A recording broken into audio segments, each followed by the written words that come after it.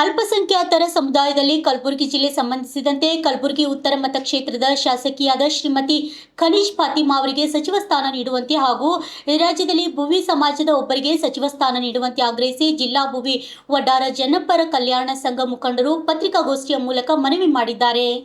ನಗರದ ಪತ್ರಿಕಾ ಭವನದಲ್ಲಿ ನಡೆದ ಸುದ್ದಿಗೋಷ್ಠಿಯಲ್ಲಿ ಮಾತನಾಡಿದ ಅವರು, ಕಲಬುರಗಿ ಜಿಲ್ಲೆಯಲ್ಲಿ ಅಲ್ಪಸಂಖ್ಯಾತ ಮುಸ್ಲಿಂ ಮತದಾರರು 15%ದಿಂದ 20% ಇರುತ್ತಾರೆ. ಜಿಲ್ಲೆಯಲ್ಲಿ ಅಲ್ಪಸಂಖ್ಯಾತರ ನಿರ್ಣಾಯಕ ಪಾತ್ರದಲ್ಲಿರುತ್ತಾರೆ.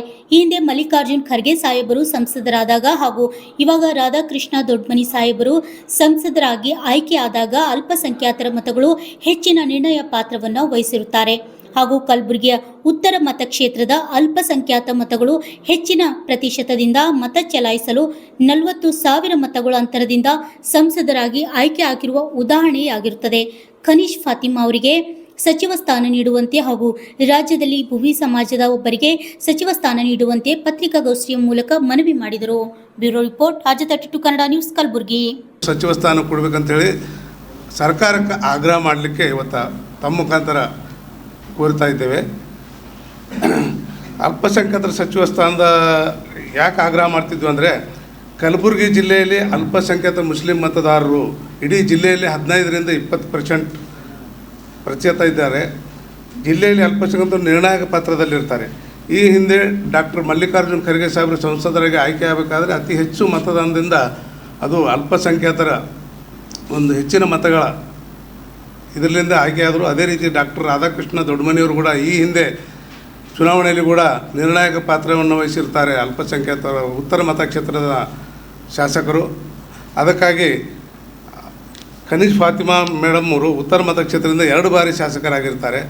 ಅವರಿಗೆ ಹಿಂದಕ್ಕೆ ದಿವಂಗತ ಖಮರುಲ್ ಇಸ್ಲಾಂ ಸಾಹೇಬರು ಸುಮಾರು 5 ಬಾರಿ ಶಾಸಕರಾದಾಗ 3 ಬಾರಿ ಸಚಿವರಾಗಿ ಕೆಲಸ ಮಾಡಿರ್ತಾರೆ. ಹಾಗೂ ಅವರು ಸಚಿವರಿದ್ದಾಗ ಗುಲ್ಬರ್ಗ ಜಿಲ್ಲೆಯಲ್ಲಿ ಅನೇಕ ಅಭಿವೃದ್ಧಿಗಳನ್ನು ಮಾಡಿರ್ತಾರೆ. ದೊಡ್ಡ ದೊಡ್ಡ ಕೆಲಸಗಳನ್ನು ಗುಲ್ಬರ್ಗ ಜಿಲ್ಲೆಯಲ್ಲಿ ಮಾಡಿರ್ತಾರೆ. ಅದೇ ರೀತಿಯಾಗಿ ಖನೀಜಾ ಮೇಡಮ್ ಅವರು ಕೂಡ ಈಗ 2 ಬಾರಿ ಶಾಸಕರಾದರೂ ಕೂಡ ಒಳ್ಳೆಯ ಕೆಲಸಗಳನ್ನು ಮಾಡಿದ್ದಾರೆ. ಎಲ್ಲ ಜನರ, ಎಲ್ಲ ಸಮುದಾಯದ, ಎಲ್ಲ ಜಾತಿ ಜನರ ಜೊತೆಗೆ ಒಳ್ಳೆಯ ಒಡನಾಟ ಇದ್ದಾರೆ, ಸೌಮ್ಯದಿಂದ ಇರ್ತಾರೆ ಹಾಗೂ ಸೌಹಾರ್ದದಿಂದ, ಸೋದರತ್ವದಿಂದ ಎಲ್ಲರನ್ನ ನೋಡಿಕೊಂಡು ಕೆಲಸಗಳನ್ನ ಮಾಡ್ತಾರೆ.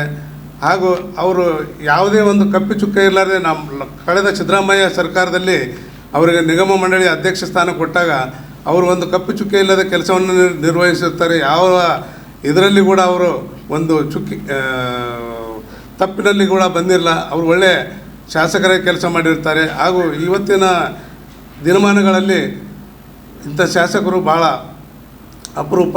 ಅದಕ್ಕಾಗಿ ನಮ್ಮ ಭೋವಿ ಒಡ್ಡರ ಸಮುದಾಯ ಹಾಗೂ ಜನಪರ ಕಲ್ಯಾಣ ಸಂಘ ಹಾಗೂ ಒಟ್ಟಾರೆ ಸಮುದಾಯ ಬೇಡಿಕೆ ಏನಂತಂದರೆ, ಖನೀಜ್ ಫಾತಿಮಾ ಮೇಡಮ್ ಅವರಿಗೆ ಸಚಿವ ಸ್ಥಾನವನ್ನು ಕೊಟ್ಟರೆ ಭಾಳ ಉತ್ತಮವಾಗ್ತದೆ ಹಾಗೂ ಮಹಿಳೆಯರಿಗೆ ಪ್ರಾತಿನಿಧ್ಯ ಕೊಟ್ಟಂಗೆ ಆಗ್ತದೆ. ಅಲ್ಪಸಂಖ್ಯಾತ ಮಹಿಳೆಯರಿಗೆ ಕರ್ನಾಟಕದಲ್ಲಿ ಸಚಿವ ಸ್ಥಾನ ಕೊಟ್ಟರೆ ಒಂದು ಐತಿಹಾಸಿಕ ಆಗ್ತದೆ ಅಂಥೇಳಿ ನಮ್ಮ ಒಂದು ಕೋರಿಕೆ ಇದೆ.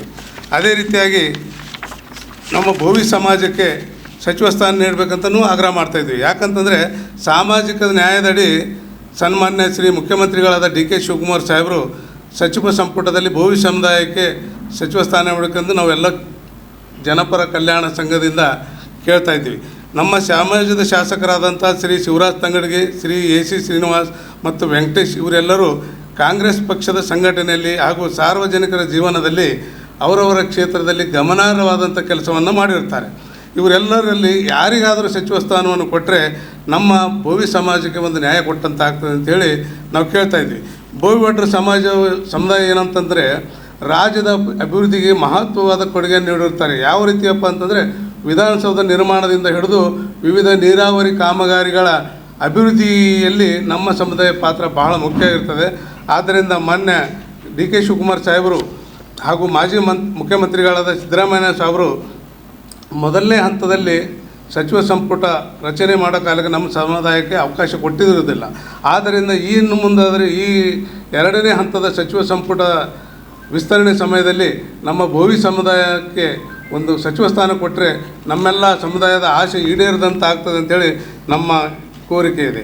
ಅದೇ ರೀತಿಯಾಗಿ ವಿಧಾನ ಪರಿಷತ್ತಿಗೆ ನಾಮನಿರ್ದೇಶನ ಹಾಗೂ ನಿಗಮ ಮಂಡಳಿಗಳಲ್ಲಿ ನೇಮಕಾತಿಗಳಲ್ಲಿಯೂ ಸಮುದಾಯಕ್ಕೆ ಸೂಕ್ತ ಪ್ರಾತಿನಿಧ್ಯ ಕಲ್ಪಿಸಬೇಕೆಂದು ನಮ್ಮ ಸಮಾಜದ ವತಿಯಿಂದ ಹಾಗೂ ಜಿಲ್ಲಾ ಭೋವಿ ಒಡ್ಡರ ಜನಪರ ಕಲ್ಯಾಣ ಸಂಘದ ವತಿಯಿಂದ ಸರ್ಕಾರಕ್ಕೆ ತಮ್ಮ ಮುಖಾಂತರ ಆಗ್ರಹಿಸ್ತಾ ಇದ್ದೀವಿ.